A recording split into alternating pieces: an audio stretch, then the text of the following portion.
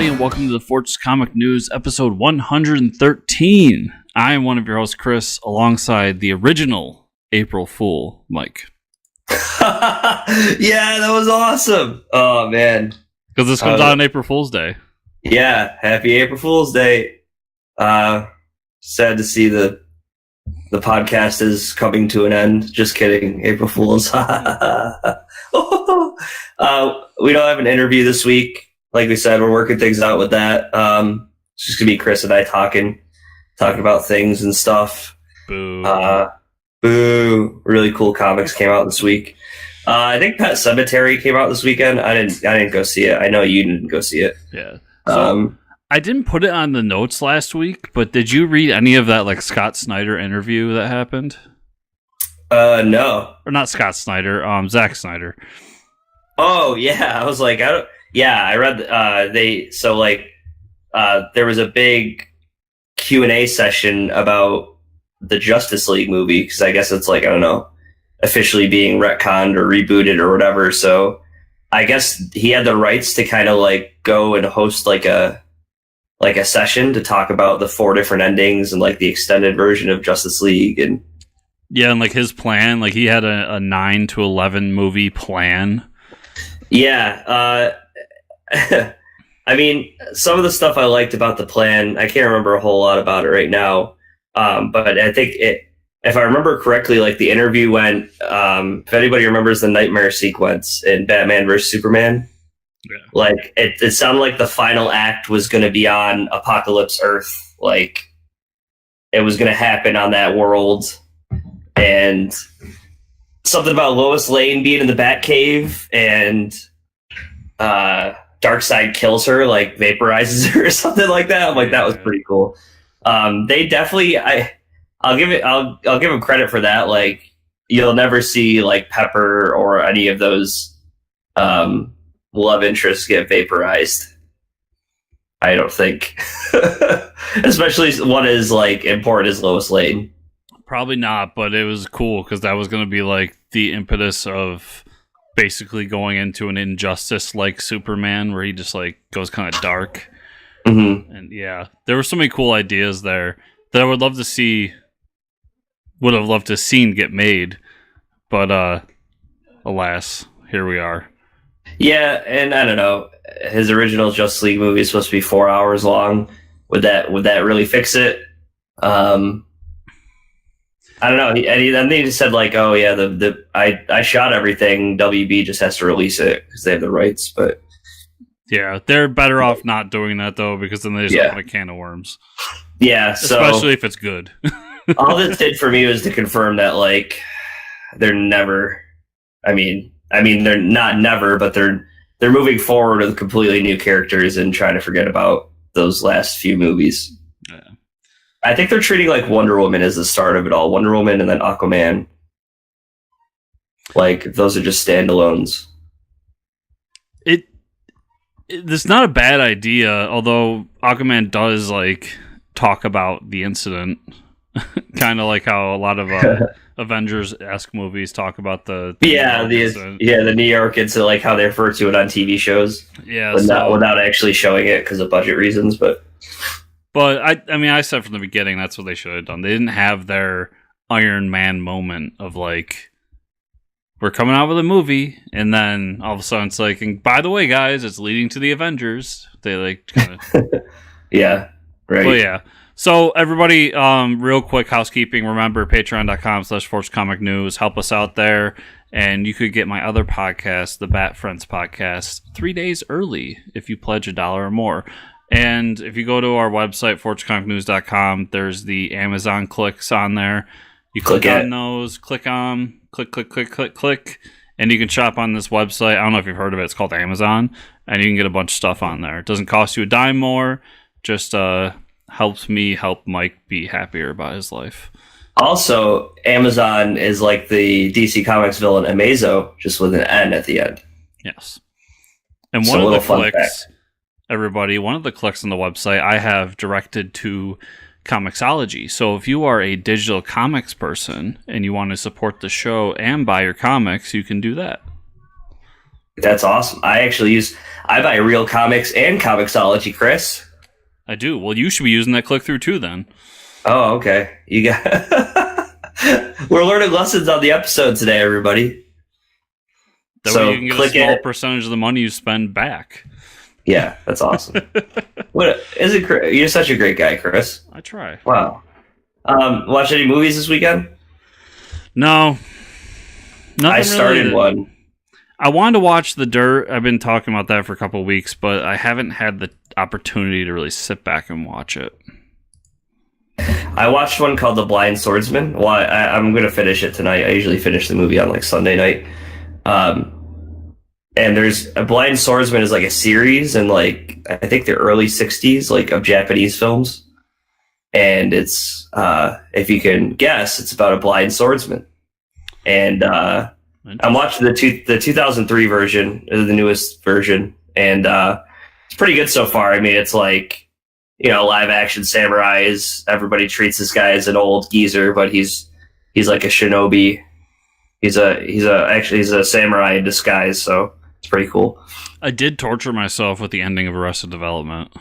Oh, you did? Oh, I'm sorry, man. That sucks. I have this thing where I have to finish stuff. Like, what was that show? Weeds, I think it was. Oh, yeah. That was really good in the beginning, and then went way off the rails. Yeah, I heard about that one. Yeah, and I finished that whole thing, even though it got really bad. But this was it was kind of okay near the end. It just sucks because those first couple seasons were so great. The problem was that when they sent that last season out, the one before the new one, and they had it all out of order. And then by the time they put it all in order on Netflix, I was like completely over trying to rewatch all of it. It was like too late. The damage is already done from like the weird timeline that's sent out. Yeah. And I was just like, I'm not feeling this. And then I kind of just lost all hope. I'll tell everybody, unless you're like me, just don't bother. It really wasn't that good, and there's not enough there to justify you spending time. But if you have to finish it and you're like me, it's there. Yeah. Also, you'll see this big man lurching behind me if you're on YouTube. That's Alex Ross's portrait of Shazam, the original Captain Marvel. Have you? Captain Marvel. Because in like 4 or 5 days, 4 days, I guess it comes out Thursday night, Shazam comes out. I'm a little excited about it. Just because of the reviews. The reviews are still around 93% on Rotten Tomatoes, so. Yeah, I'm going to try to go Thursday. If I do, look out for a review, because I will put one up if I go Thursday. Nice. I think I'm going to go with some people, so probably Friday night, but no later than Friday for sure. Yeah, so, I mean, speaking of TV and stuff, that Pennyworth trailer dropped. What did you think? It looked interesting. Yeah. But I get why they tie it into DC stuff, but it looked like a show that really didn't need to be tied into DC continuity, or DC just in general. Yeah, but it does look interesting. I mean, it'd be cool to kind of look back because it is taking the World War II-esque time period, and Alfred is a very young man at this point, so I don't know. It might be worth checking out. I don't have epics though, so that's gonna be hard to justify. I don't either. But yeah, so more DC stuff, I guess. We did get the release date of Swamp Thing season 1 on DC Universe, which is May 31st, which is a lot sooner than I thought. Yeah, I believe it's like a week after the ending of Doom Patrol. That's pretty crazy because I haven't seen anything about all we know is like James Wan had a hand in like doing some stuff for the show, and that's all we ever knew. And like we haven't seen set pictures, we haven't seen anyone in costumes like all over the internet. I don't know. Swamp Thing has a good opportunity to be the best DC Universe show, DC show period. Like there's a lot to mine there, and it really fits well with a television like schedule. So I'm really interested in this one.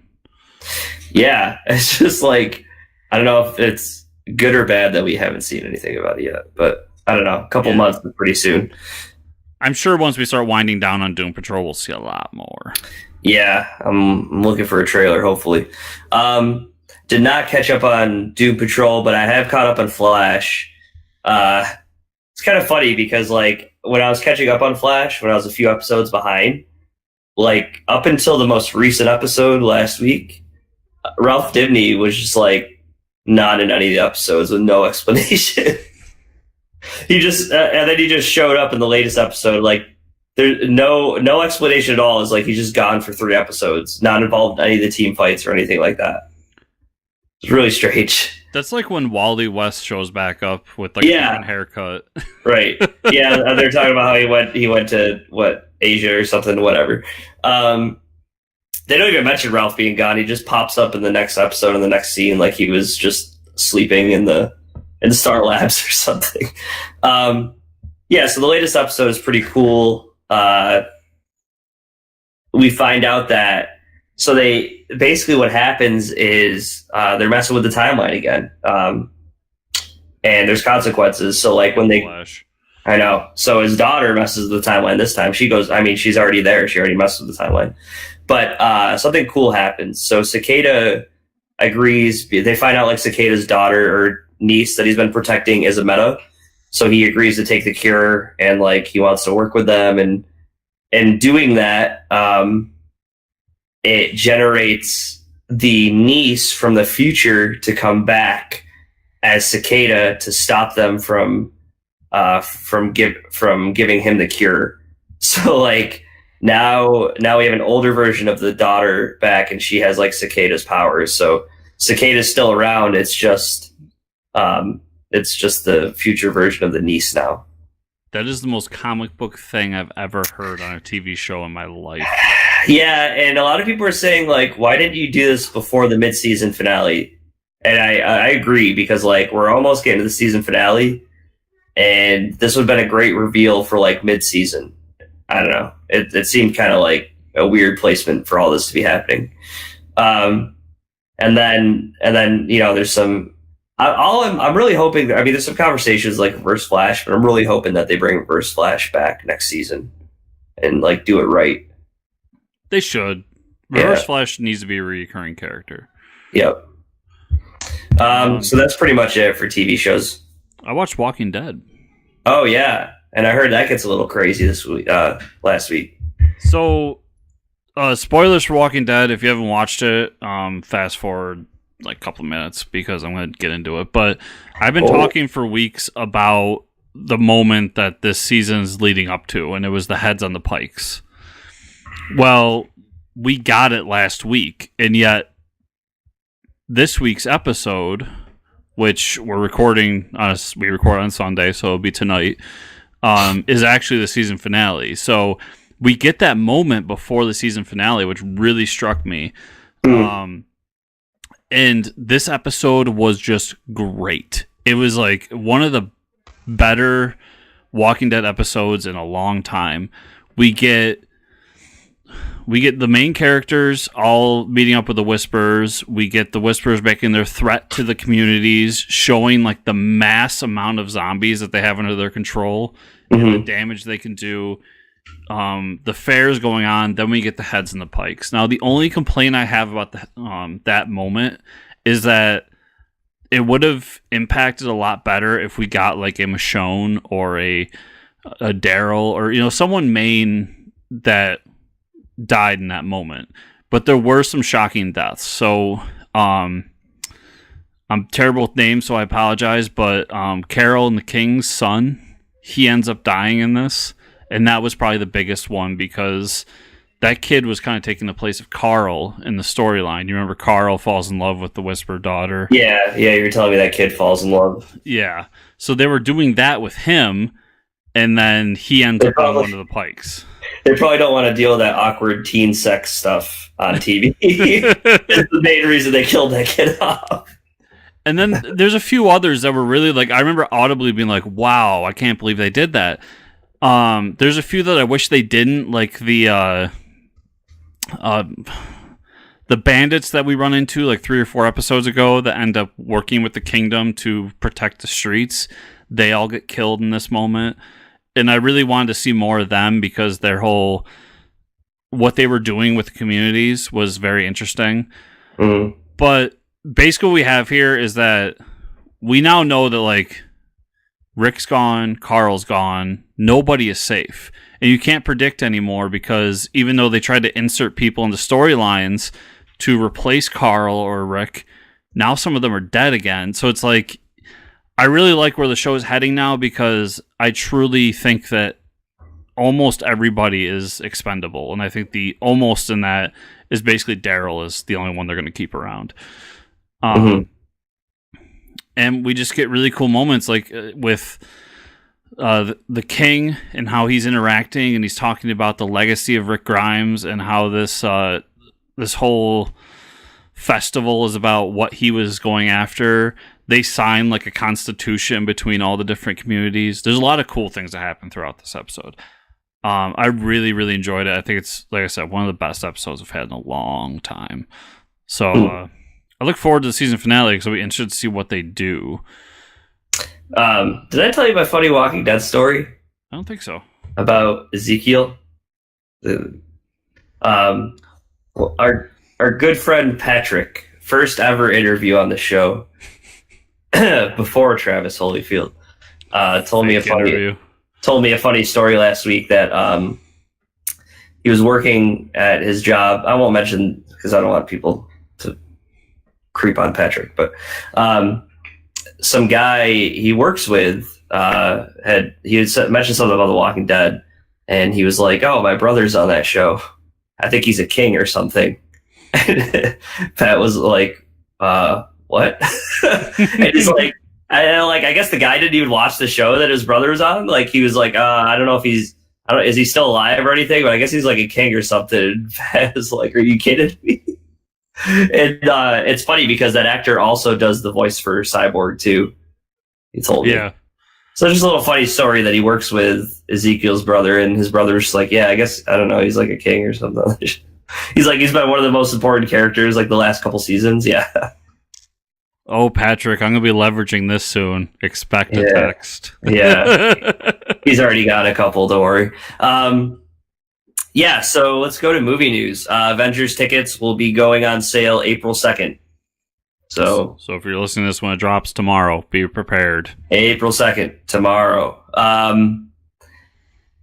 Yeah, so Angelina Jolie, who has she been in anything lately? Anything that you can think of? It's like Angelina's career for me was like Tomb Raider, Mr. and Mrs. Smith, and then her and Brad Pitt like ran away together. It was like I don't know anything else that I can't think of anything else Angelina Jolie's done. But she's rumored to take the lead for an Eternals movie. Whatever that means to people. If they're excited about Angelina Jolie. It's a strange pick. Yeah. Yeah, I don't know. Because are you going to be able to sign Angelina Jolie to a multi-movie deal? How many movies do you think?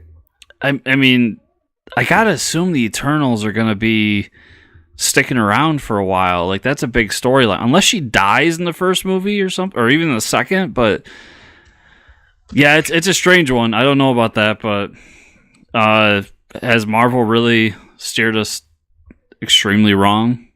Are the is this like supposed to be a major focus? Yes. Like, do we know she's going to be? I mean, she's supposed to be a lead, but like, it could be. I'm just saying, it could be like the whole. I remember Anthony Hopkins as Odin. Like, I would say. I mean, it was pretty big news. Like, Anthony Hopkins is going to be in a Marvel movie, and then they filmed like all the scenes in one day and sprinkled them throughout the universe. I don't know. Yeah, you make a good point. But it seems like from all the stuff I was reading that they really want to center the movie around her. Oh, okay. Well, that's so. It's strange. I'm such an idiot. You know what movie she's been in? What? Maleficent. Yes. So she was the lead. Didn't they do like 2 movies? Yeah. Okay. Then this is fine.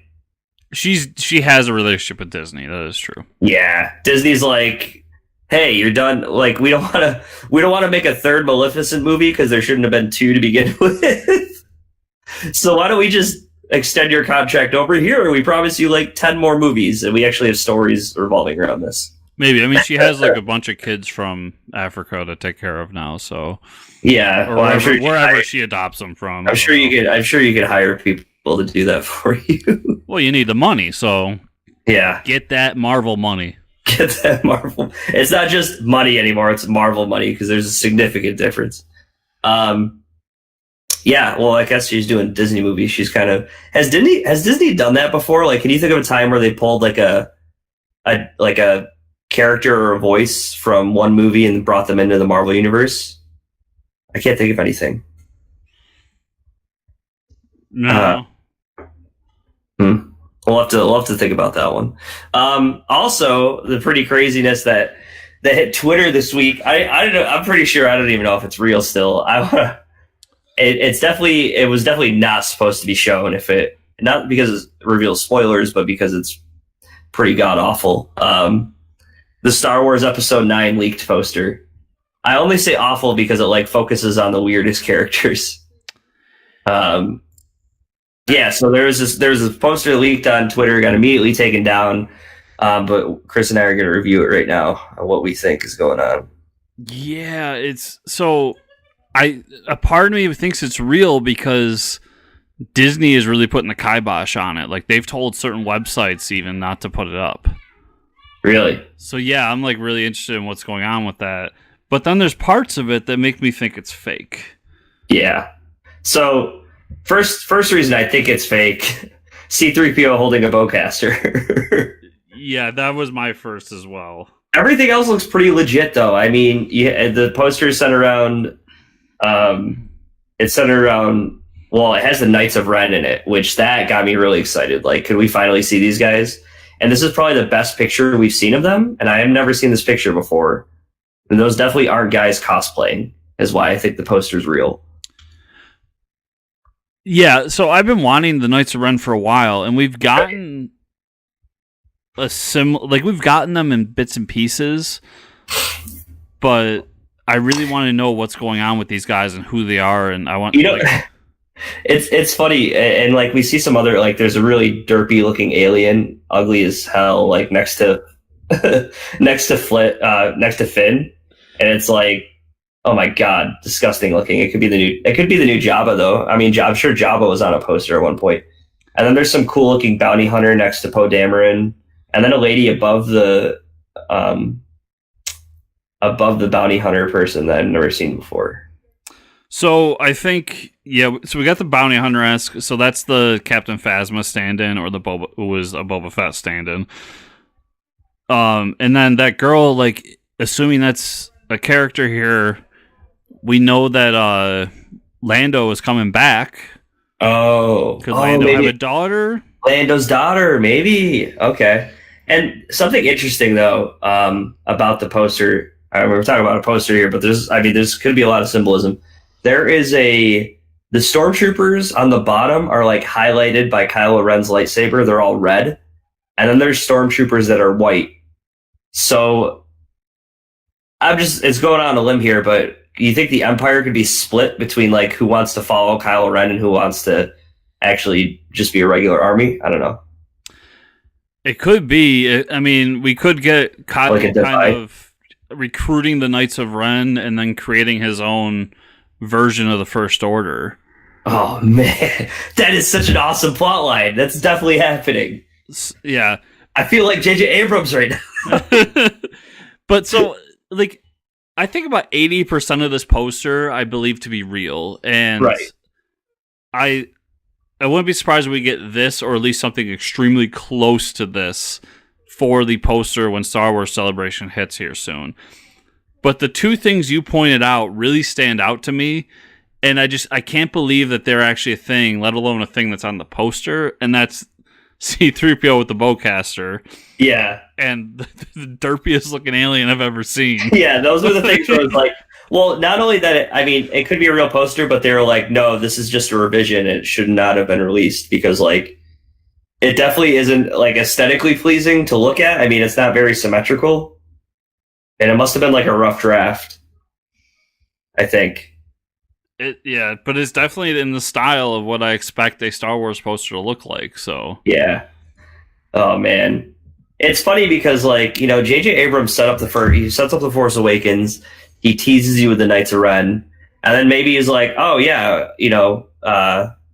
Ryan Johnson is going to use him in the next movie. Doesn't use him at all, and he's like, okay, well, I guess I got to use him now because I gave this guy all these tools to work with, and he basically killed everyone off. So got to clean up shop now. Anyways, yeah. I'm just really glad that we're heading into the Star Wars hype. So it begins with a leaked poster, and who knows, man? Disney might have done it on all this might just be market testing. Yeah. Or market research, free market research. Leak something on the internet, pretend that you didn't leak it. And I mean, we're getting closer and closer to May the 4th. Yeah, which is a thing when the modern sense of how Star Wars is, and then I think Star Wars Celebration is right around the corner from that. So I expect we'll at least get the poster at Star Wars Celebration. If not, we'll get a little bit more on. Or maybe can you announce an Obi-Wan movie finally? Holy shit! Yeah, I almost wonder because are we doing D23 this year? I don't know. Sure. I don't know if that's this year or next year, but I imagine that if we do have D23, this is all going to happen at D23. But I can imagine in one of those two events, we're going to get kind of the new plan, like what we're doing with Star Wars moving forward, because this is supposed to be the last Star Wars saga movie. Right. But there's no way in hell it's the last Star Wars movie. Yeah, they haven't announced any of the Solo, any of those standalone movies. They haven't released the next phase yet, or at least announced the titles, right? No, and I mean, remember the Han Solo movie, those actors are all signed on for a trilogy. Oh. And they set up a sequel. There's 100% there was plans to do more with that movie. And even though it didn't do so hot in the box office, I wouldn't be surprised to see them jump back into that and do a sequel. Maybe.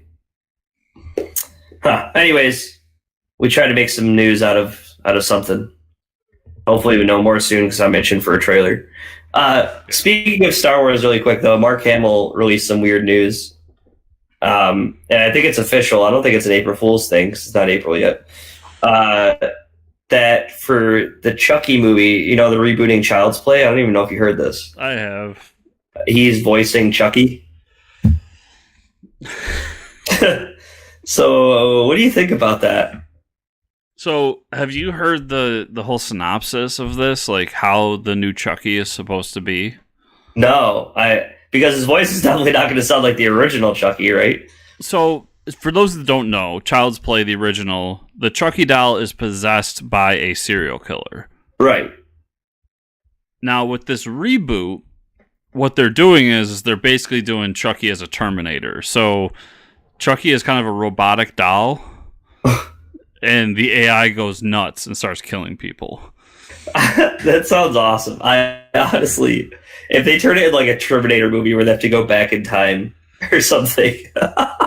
I'm actually going to watch this movie. I'm intrigued.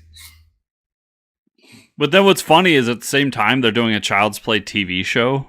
Yeah. Which is going to be based on the original Child's Play movies. I don't know, man. It's weird how these things happen. Anyways, we'll get to comic book news.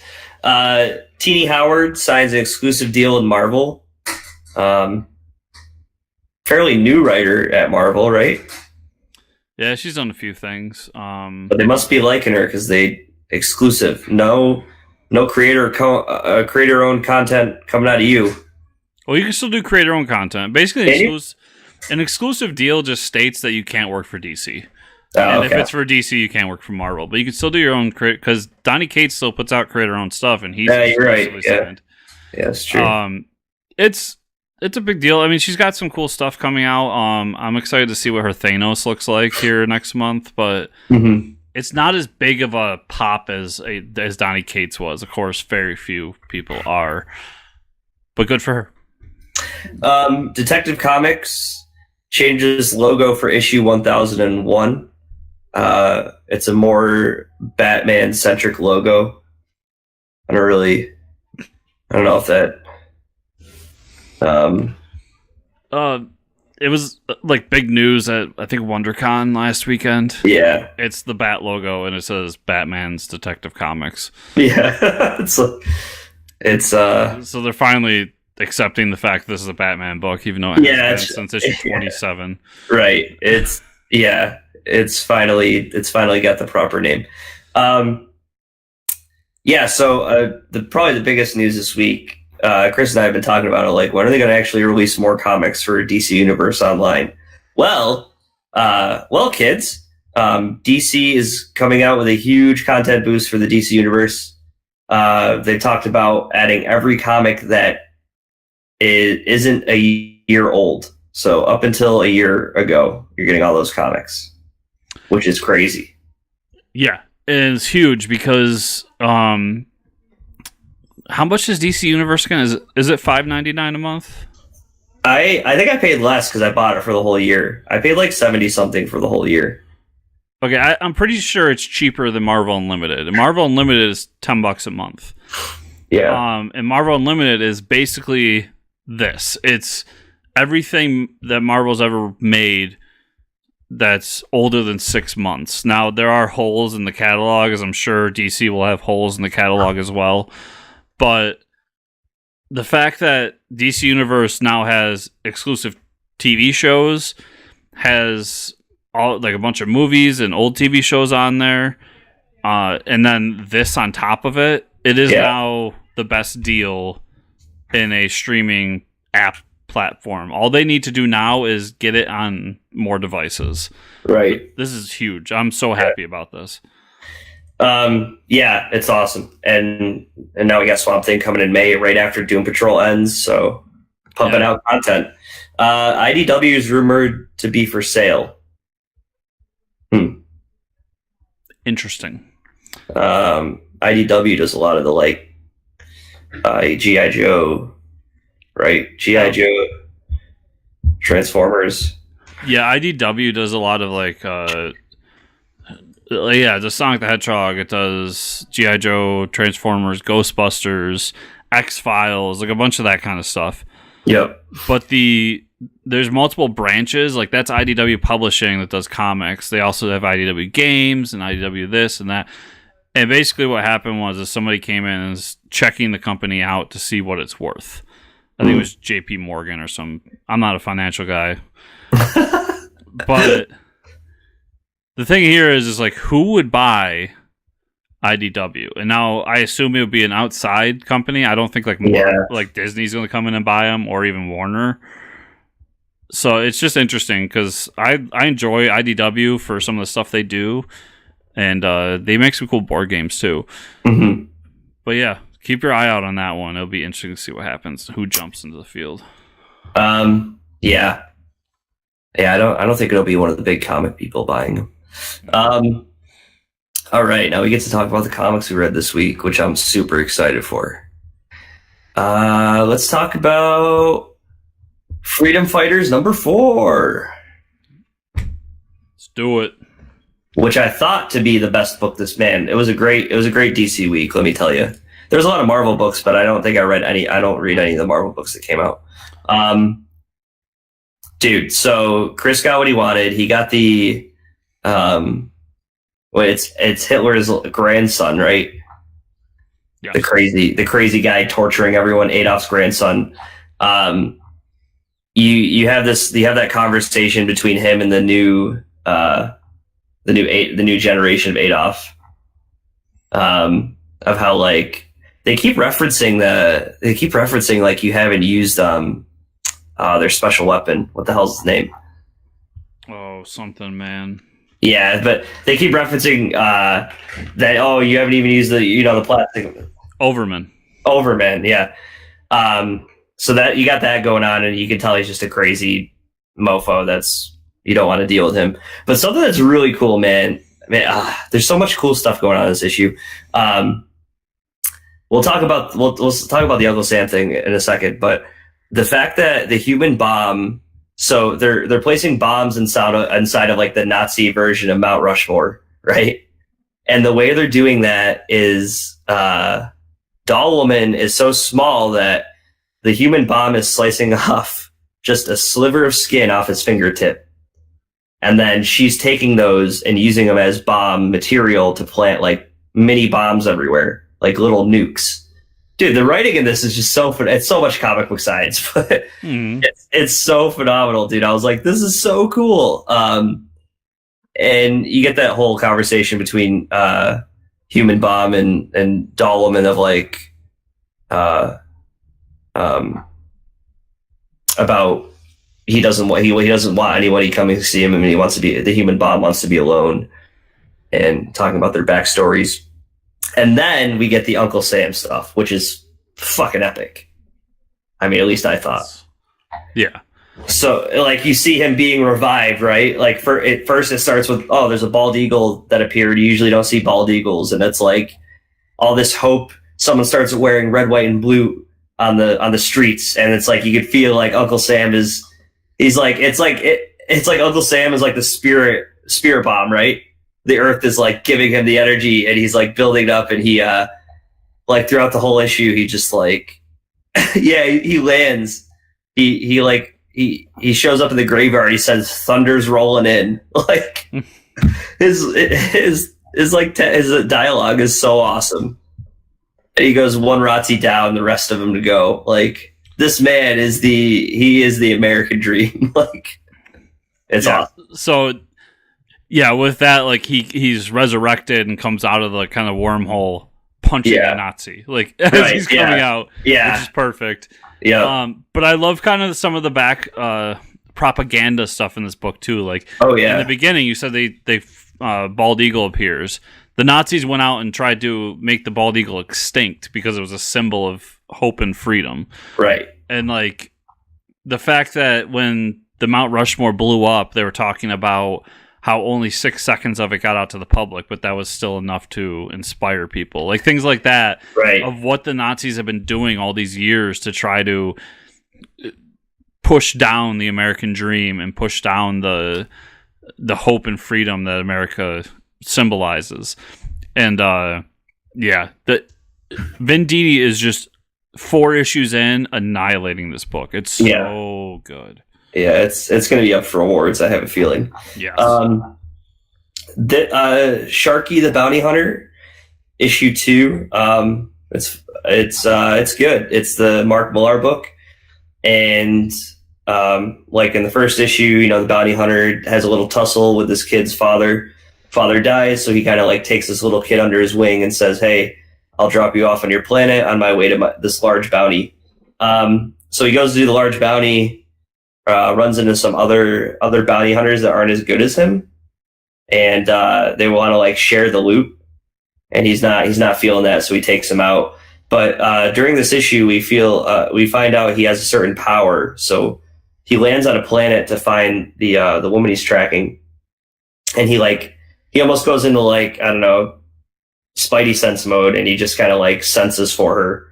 And can like seek. It looks like he can like seek people out if he can concentrate, like meditate.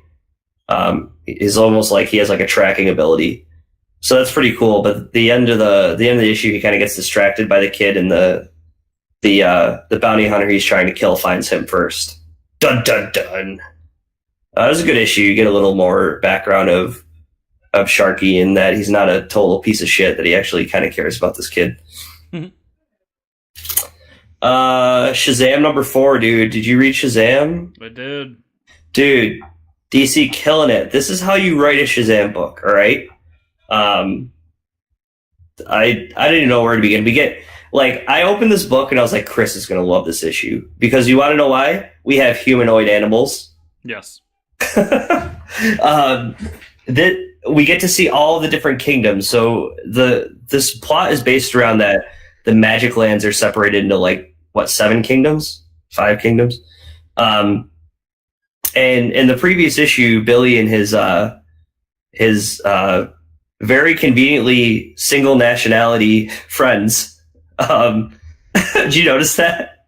Yes. It's almost like the Power Rangers. We won't talk about that though. But they all get split up and captured, and we find out that in, what is it, the Childlands or the where the kids are, the Funlands. Yep. They're keeping the older adults to like, they're like underneath the Funlands running the show. Like they're basically slaves. And that's what powers all the kids to have fun. They let the kids stay till they're 18, then they put them into like slavery, which is really messed up. Like it took a really dark turn, right?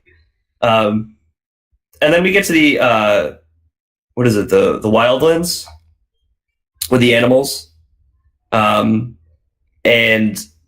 the animals don't trust humans, and most of them have never seen humans. So they, some of the friends get captured, and they're like, "We're going to feed you to the tigers," and they're like, "Tigers? Oh boy!" And then the coolest one we got to see, I think you probably liked it too, the Game Lands. Yes, which was like, it was Tron almost, right? Or what was that Steven Spielberg movie that just came out? Ready Player One. Yes. Which is like exactly that world revolves around Ready Player One, where like everybody has a score above them, and the kids that are trapped there basically find out you have to win the race against the. There's a person there with like 15 million points. You have to beat them, and then you'll be able to leave. You'll leave the Game Lands. So it's almost like Ready Player One. You have to beat the impossible race. Awesome. And then by the end of it. There's someone else that harnesses the power of Shazam, and he notices that all the magic lands have been opened except for one. There's a monster land that still remains closed, and it looks like he has to go in and save them before it opens up. And just who might that be? We've been asking where he is, and he does show up. Black Adam is like, "All right, Billy, I got to clean up your mess because you're a dumb idiot." And what an issue, man. Yeah, I love the symbolism here in all the different magic lands, because all of them seem like paradises or utopias, and right. They all have an underbelly or something wrong about them, whether it's a prejudice or the slave labor or a monarchy, and so on and so forth. So it was really cool symbolism that Jeff Johns threw out there with all that, but how he built all the lands, this is such a good issue. Shazam, like, I give this book tons of credit because I've been shitting on Johns for a while because Doomsday Clock wasn't great for a long time. But this is a book that I came into not really wanting to like, and I absolutely love it. So hats off to you for that one. Great. Okay, now I just want to, my last book of the week, I want to talk about my favorite book this week. You're going to go, what? Those weren't his favorite? But he talked with so much passion, so much vigor. This book, so I was reading Dial H back in the New 52 days. I was one of the like two people that was reading it. I was the other one. Yeah, and it got canceled. And that Dial H is nothing like this Dial H. And I don't know the whole past of Dial H of like what renditions. Dial H was not a very popular character back in the day. But this is part of the Wonder Comics it's under. So this is a kid that gets the mantle, which is awesome. I mean, it's like a Ben 10 situation, right? Where this kid who, I mean, it's almost like another Shazam situation, but it's a little different though. This is a little morbid. So it starts off like this kid gets to a near death situation, and Superman saves him. And you think that would be something great, but he talks about when he's growing up that he never can ever have the same thrill again. So he takes up like BMX biking, like doing all this crazy stuff to like get that thrill of like a near death experience. He kind of gets put in a situation where he does a crazy stunt and he needs help, and he gets a hold of this magical telephone, and it's something interesting happens that connects this to like all the DC heroes. When he grabs the telephone, everyone gets like, not everyone, but they show certain key DC characters getting like a little inscription on their forehead of like, oh no, the phone has been activated again. And the people that it happens to are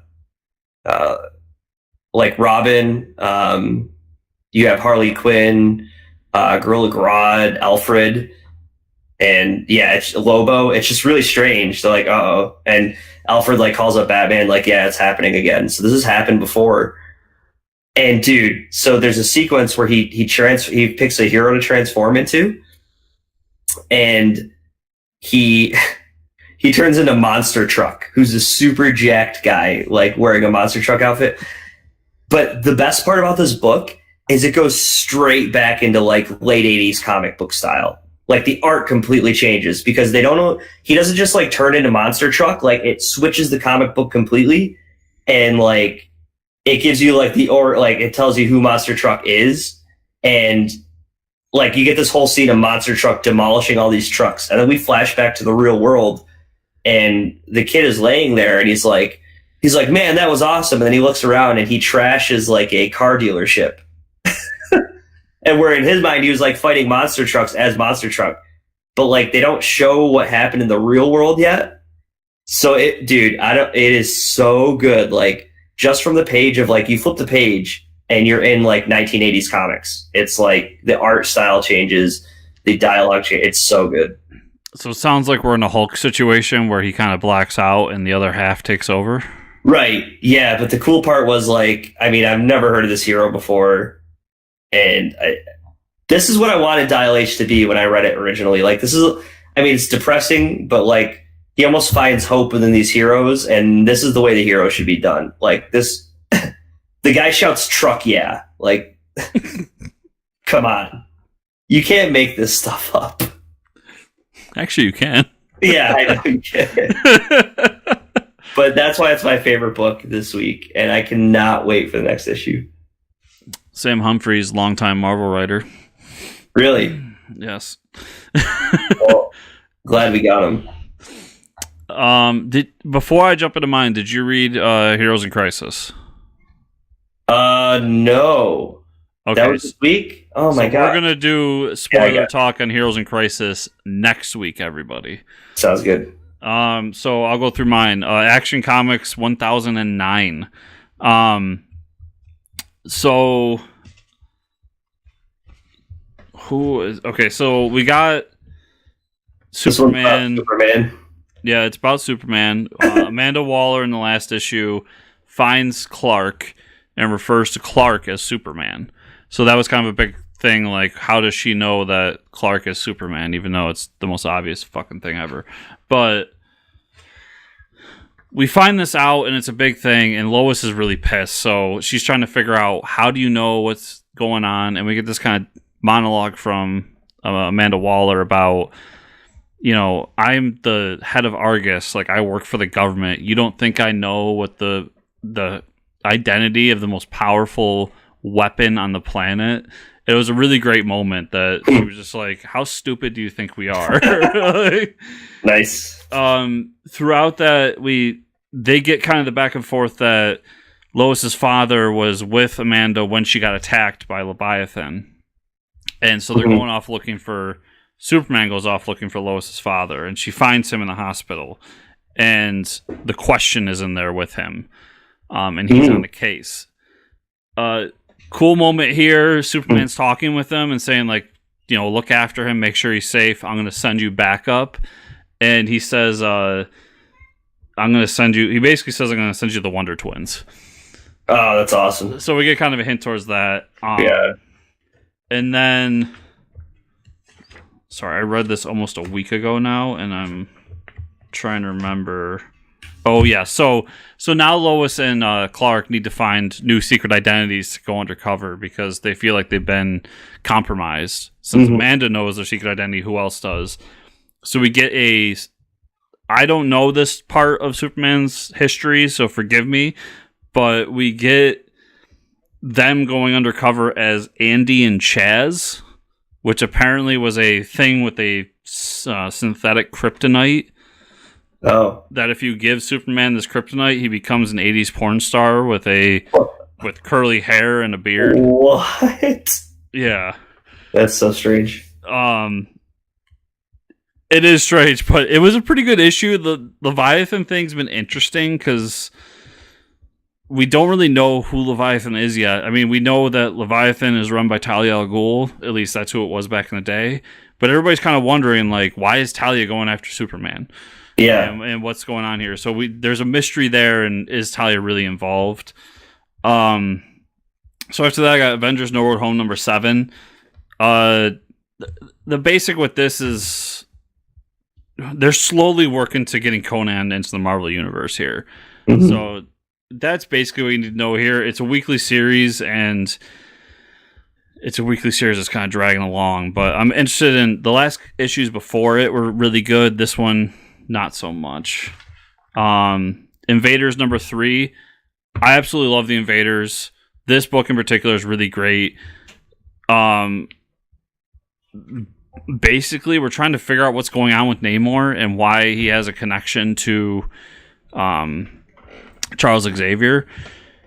And with that, there's this family that's visited by Namor regularly, was a war hero from World War II, so knows Namor through that and knows Cap through that.